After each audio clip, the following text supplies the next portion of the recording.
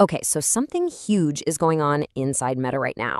We're talking about a massive pivot, a strategic shift so big it could change not just the company, but honestly, how all of us interact with technology. For the longest time, we all knew Meta's big bet, right? The name change, the virtual worlds, it was all about the metaverse. But that whole vision is being replaced and fast by a new, maybe even crazier obsession, and this one is backed by an absolutely staggering amount of money. So you gotta ask, what's really behind this sudden change of heart? In this explainer, we're going to dig into the mind-blowing numbers that pretty much forced this pivot. We're going to meet the young gun Mark Zuckerberg hired to lead the charge, and we'll uncover what gets left in the dust in this high-stakes race for AI dominance. To really get how dramatic this shift is, we first have to go back and remember the dream it's replacing, that all-encompassing, all-consuming vision of the metaverse. I mean, this wasn't just pitched as a new product. It was supposed to be the next step in how we connect with each other, period. It was a project so central to their future that they literally renamed the entire company from Facebook to Meta. But a vision that big comes with a price tag to match. And this is exactly where the story takes a very sharp, very expensive turn, because that metaverse dream, it ended up creating a financial black hole, forcing a brand new, even bigger, and much more focused bet. Just look at this number.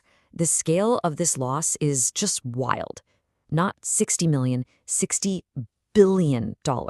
That's the operating loss from Reality Labs, the division building the metaverse. And that number was only getting bigger. Now compare that hole to this number. The company's CFO has hinted that their annual spending on AI could ramp up to $100 billion a year. This isn't just some new project. It's a statement of intent that absolutely dwarfs what they spent before. And this chart just lays out the brutal financial reality, right? The red bar is that $60 billion hole the metaverse dug. The blue bar is the mountain of cash they're now pouring into AI. It's pretty clear this isn't about doing two big things at once. It's a complete pivot of the company's resources and focus. So where's all this new AI money coming from? Well, you guessed it. It's directly cannibalizing the old vision. To get the AI engine roaring, Meta is slashing the budget for its VR hardware by 20%. The money has to come from somewhere, and right now that somewhere is the metaverse. Okay, so a $100 billion pivot doesn't just happen. You don't just throw money at a problem. You need a leader. And for this absolutely monumental task, Mark Zuckerberg turned to a 28-year-old from outside the company. Everybody meet Alexandr Wang. He is not just another tech exec. He's the co-founder of a company called Scale AI, and they specialize in the one thing you absolutely must have to build world-class AI, tons and tons of high-quality training data. Zuckerberg didn't just hire a manager. He hired an architect who has the exact blueprint for what Meta wants to build. And to get him on board, Meta didn't just give him a fancy title and a corner office. Nope. They dropped a cool $14.3 billion for almost half of his company. They weren't just hiring a guy. They were basically buying the secret sauce for their superintelligence ambitions. And Wang did not waste any time. He came in with a super clear three-step plan. First, lock down the data you need with that massive Scale AI investment. Second, create a brand new, unified division, the Meta Superintelligence Labs. And third, tear down the walls between research, product, and engineering to get everyone marching in lockstep. So what is the end goal here? All this money, this new leader, this huge reorganization, what are they actually trying to build? Well, they're calling it personal superintelligence. The new vision isn't about building another chatbot to compete with ChatGPT or Gemini. No, think bigger.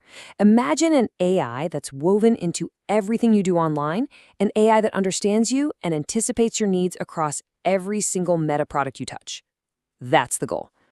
And what does that look like in the real world? It means a huge shift in products. You can kind of forget about those big, bulky VR headsets for a while. The future in this new vision is all about AI-ready wearables. And the hero product here is the Ray-Ban Meta smart glasses. They're seen as the perfect, lightweight way to have a personal AI with you literally everywhere you go. But let's be real. A pivot this huge doesn't happen without consequences. It's not a clean break. There are some very clear casualties in this new war for an AI-first future. I mean, the trade-offs are right here in black and white. The past was all about reality labs and the Quest headsets. The future is about the Meta Superintelligence labs and AI glasses. Even the whole philosophy is shifting, away from that slow, foundational research toward a much faster, product-driven commercial strategy. And this isn't just about budgets and org charts, it's a cultural earthquake.